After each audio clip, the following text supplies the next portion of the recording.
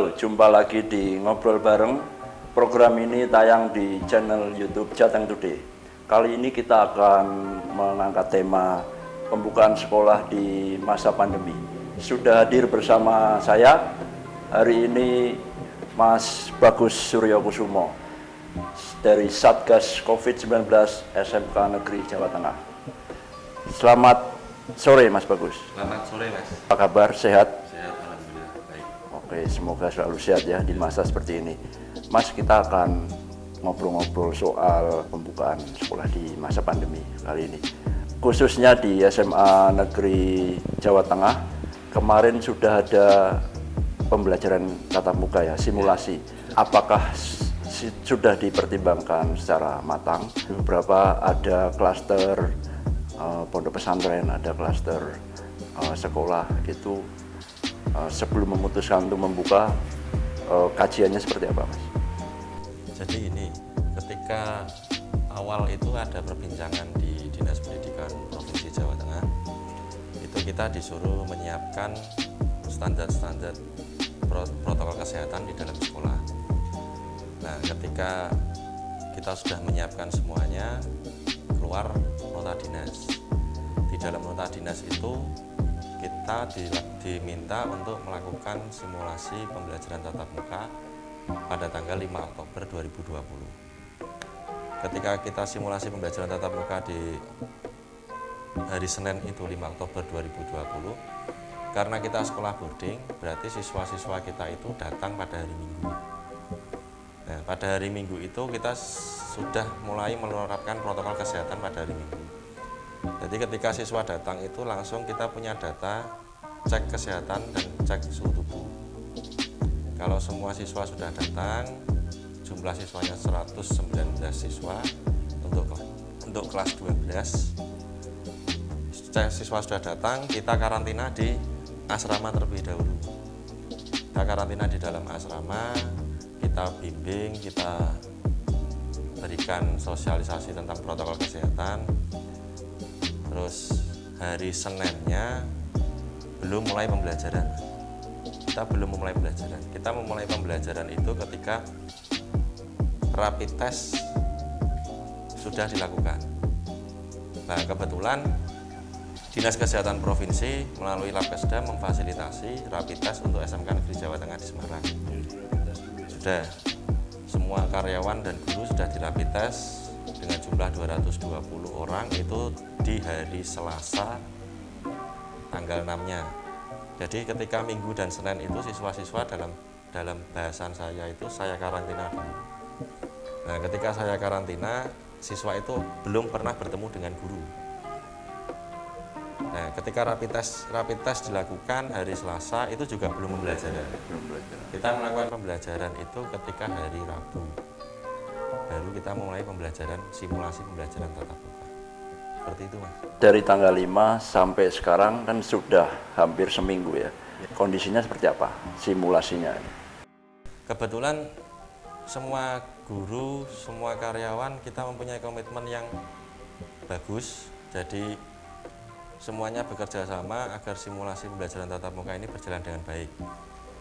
Yang pertama, ketika pembelajaran tatap muka itu kemarin Rabu itu kita melakukan pembelajaran praktikum. Kenapa kita melakukan pelajaran praktek? Ketika ada simulasi pembelajaran tatap muka kelas 12, itu pemikiran kita dari sekolahan itu, ini biar kelas 12 dulu yang masuk. Karena untuk persiapan mereka nanti ujian nasional, ujian kompetensi keahlian, dan persiapan mereka untuk menghadapi dunia kerja. Nah, yang sesuai dengan protokol kesehatan selama pembelajaran itu, kita pembelajaran dimulai dari jam 7 sampai jam 12. Ketika kita pembelajaran jam 7 sampai jam 12, satu kelasnya itu hanya 12 orang. Dari kapasitas semula? Dari kapasitas semula 24. 24 ya, Jadi separuh setengahnya ya? Satu kelas dibagi 2 guru. Guru yang A itu memegang 12, guru yang B juga memegang 12, mata pelajaran yang sama. Seperti itu. Itu berarti di 3 SMK Negeri Jateng, yaitu di Semarang, Pati, dan Purbalingga, semuanya sudah pembelajaran tatap muka? Iya, sudah. meskipun kondisi di masing-masing daerah berbeda. Berbeda-beda. Selain pembatasan kapasitas di kelas misalnya, protokol kesehatan lain seperti anjuran memakai masker, mencuci tangan itu sudah dilakukan.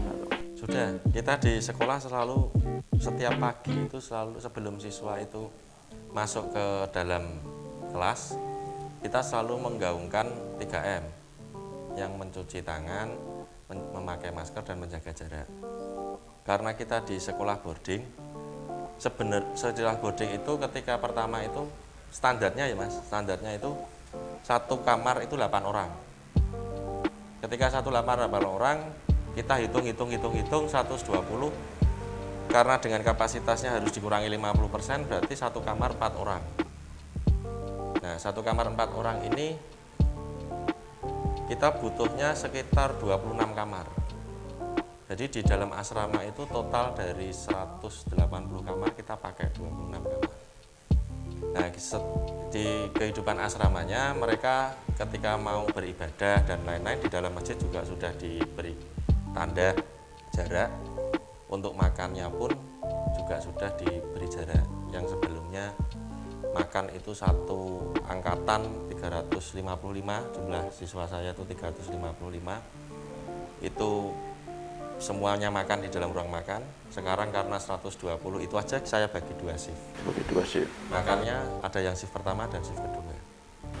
Kalau kapasitas asrama dibatasi artinya harus menambah jumlah kamar atau tempat tidurnya atau gimana?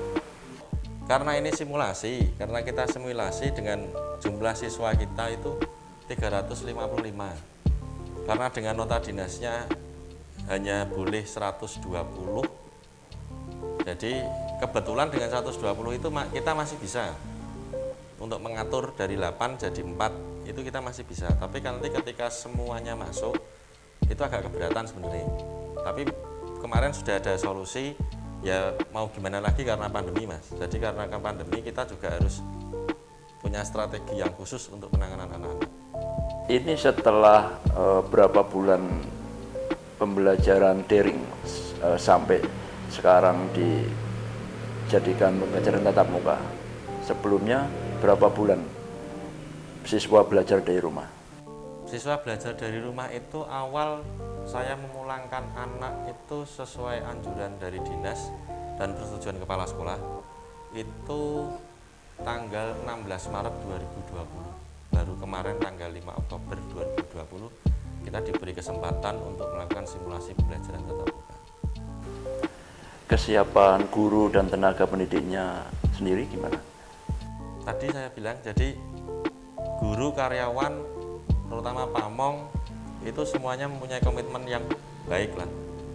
Sarana prasarannya juga baik, komitmen gurunya baik. Mungkin ini pembelajaran tatap muka ini saya bilang 95% berhasil. 95% berhasil. 95% berhasil. Karena yang 5% itu kan biasanya ada faktor-faktor yang lain. Itu Mas. Jadi 95% berhasil lah. Sulit nggak mengedukasi siswa misalnya untuk tetap disiplin, menerapkan protokol kesehatan agar semuanya aman, itu. Mengingat mereka berasal dari latar belakang dan daerah berbeda, itu sulit nggak mengedukasi mereka? Kalau di SMK Jawa Tengah Semarang itu bagi saya karakter siswanya sudah terbentuk dulu. Jadi untuk kelas 12 itu mereka sudah lebih terbentuk. Jadi ketika kita memberikan sosialisasi itu mereka sudah paham. Karena pendidikan di SMK Negeri Jawa Tengah itu kan bahasanya semi militer. Semi militer. Jadi dari kelas 10 mereka sudah dididik seperti itu, kelas 11, kelas 12 ini sudah jadi kelas 12. Jadi kita tinggal bilang kalau mau masuk kelas cuci tangan, pakai masker, jaga jarak, itu sudah jalan sendiri. Menurut semua ya? Jalan sendiri. Oke. Kita cuma bilang sekali itu sudah jalan sendiri. Oke.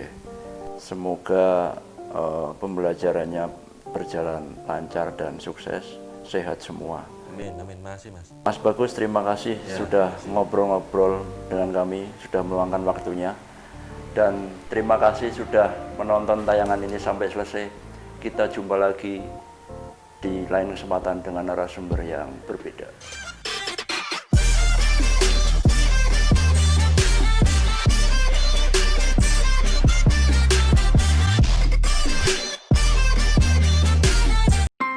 Gak pengen ketinggalan info seputar Jawa Tengah?